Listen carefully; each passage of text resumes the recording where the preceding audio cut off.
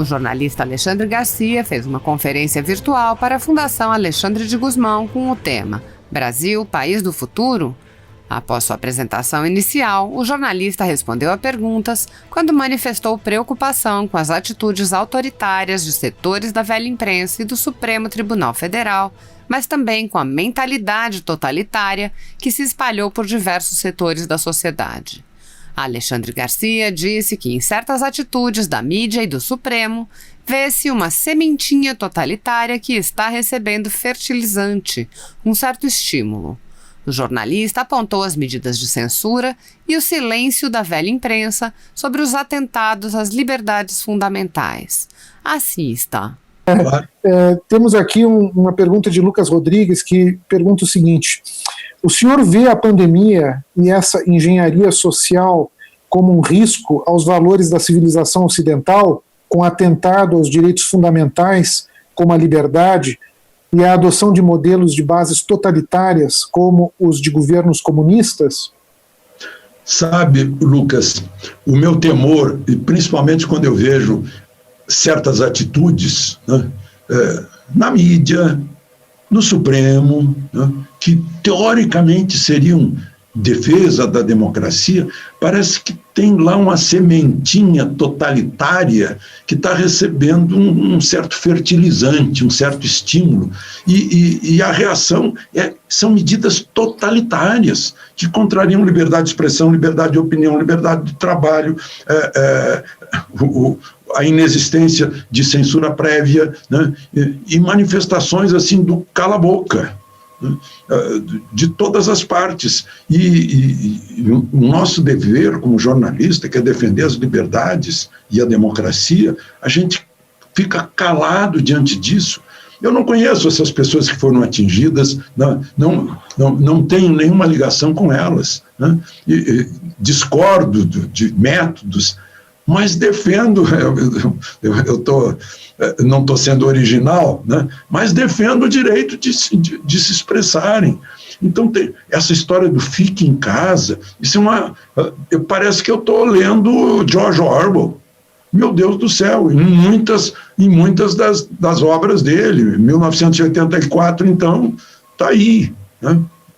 E o dedurismo estimulado, olha lá fulano. Outro dia, eu estava na igreja, né, e me incomoda esse negócio aqui que não permite que eu ponha para fora o ar viciado, o ar já processado pelos meus pulmões. Aí vai juntando ali alguma coisa, né?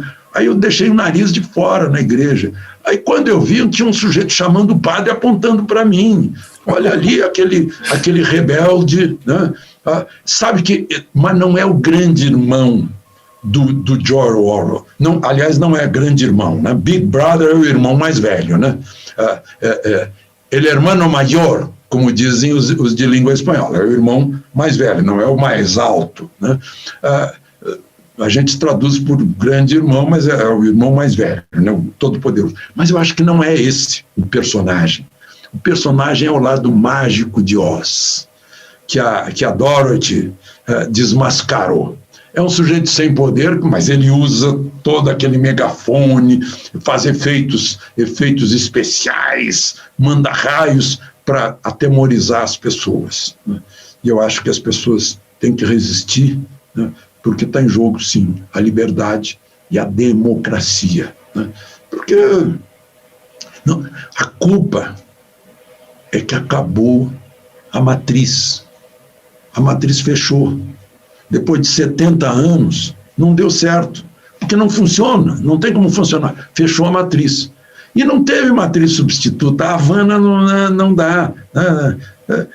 Caracas também não dá. Então, se arranjaram outras matrizes, sob forma de muitas palavrinhas mágicas aí, palavras do dia a dia. Em geral, são palavras novas, né? É um novo vocabulário, não? O politicamente correto, né? Que significa o quê? Você tem que pensar como nós. Se não pensar como nós, você está incorreto, né? E é totalitarismo, né? Olha, havia uma ideia única. durante décadas aqui no país. Uma ideia única, principalmente nas universidades e nos meios de informação e meios culturais. Havia uma ideia única. Aí apareceu uma outra ideia, meu Deus, bipolarização, isso é radicalismo. Não, não é.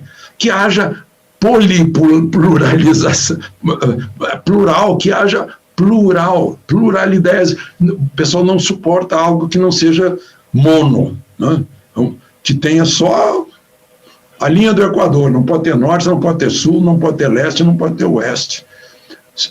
A gente só enriquece com muitas ideias que nos contrariem, né? Mas isso nos dá a pista de buscar um caminho, buscar a verdade. Tem gente que não suporta isso, porque tem lá na cabeça o germe do totalitarismo, Lucas. Realmente é. Eu até me lembro de um episódio que o senhor conta no seu livro, de uma palestra que o Henry Kissinger teria dado na UNB em 81, acho que foi em novembro de 81, e que o senhor assistiu, em que foi cercada por estudantes gritando contra o imperialismo, o Kissinger, jogando ovos, não deixando ninguém sair, e o senhor até chamou aquilo, se não me engano, de discípulos do Ayatollah. Foi muito interessante. Esse totalitarismo não é de agora, né? Isso já vem de muito tempo, né? Nós tivemos aqui recentemente o Flávio Gordon, que nos apresentou, falou sobre o globalismo e o comunismo, mas ele tem uma obra muito interessante que fala justamente desse totalitarismo esquerdista, né, que infelizmente começou a ser hegemônico nas universidades brasileiras, por exemplo, né, desde os anos 70. Né. Eu queria então, se o senhor me permite, passar para mais uma, pelo menos, ou mais duas perguntas. Tem várias interessantes aqui, mas eu vou para uma que mais me interessa, que é como o senhor, de Carlos Sampaio, como o senhor avalia a política externa brasileira do governo atual em comparação com as políticas dos governos anteriores? Se o senhor pudesse fazer uma avaliação. Olha, claro que vocês conhecem o Silveirinha. Sim, claro. O Silveirinha era um pragmático. No governo Geisel, o primeiro país a reconhecer um governo socialista em Angola foi o Brasil. Eu lembro que eu fui lá na terra, no território do Jonas Savimbi, para demonstrar que o governo de Luanda não estava mandando no território. E muita gente do Itamaraty, poxa, você está nos criticando. Eu estou, inclusive, na política com a África do Sul, porque a Argentina está ganhando da gente no comércio com a África do Sul, porque a gente tem a mania de querer interferir em assuntos internos da África do Sul, né? Mas mudou, né? A gente não está mais emprestando dinheiro para ditaduras, a gente tinha uma preferência, essa preferência totalitária, né? Para os iguais, né? Havia um entendimento com os iguais, né? Não há mais, olha o dinheirão lá do porto, lá de Cuba, né? O dinheiro que foi para Caracas, o dinheiro que foi para países africanos, né? Que o critério era afinidade política, né? Nós temos relações com a China, com Israel, com os Estados Unidos, né? Parece que agora a gente está aprendendo com Deng Xiaoping, que a gente não olha a cor do gato desde que ele mate o rato. Tem gente que precisa... nós queremos ter comércio com o mundo inteiro e ter relações com o mundo inteiro. A tradição da nossa diplomacia, pelo que eu estou vendo. Mas aí vem a síndrome da abstinência. Aí o pessoal fica furioso, né? O pessoal que eu digo é a elite supostamente intelectual, né? Então são esses, mas eles são minoria, sabe que são minoria? Porque a linguagem que eles falam o povo não entende, né? Então, hoje mesmo me surpreendi, eu não vi, mas já me disseram que o ex-presidente Lula disse que foi o Tarso Genro que o convenceu de que o Cesare Battisti seria inocente. E aí ganhou aquele status, né? A gente não dá mais status de refugiado para tríplice ou tetra criminoso, né? matou 4, mas foi por motivos ideológicos. Opa, não. É um negócio... Mudou de acordo com a vontade da maioria.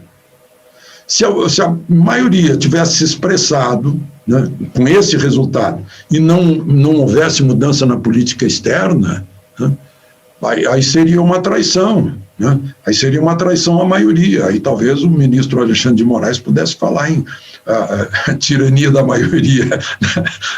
Eu tentei descobrir o que era aquilo. Eu disse, bom, só pode haver tirania da maioria se a maioria eleger, uma vontade de eleger uma maioria no Congresso, e essa maioria do Congresso virar tirana, contrariando a vontade da maioria do povo, que seria o supremo poder, né? Todo poder emana do povo, isso está lá.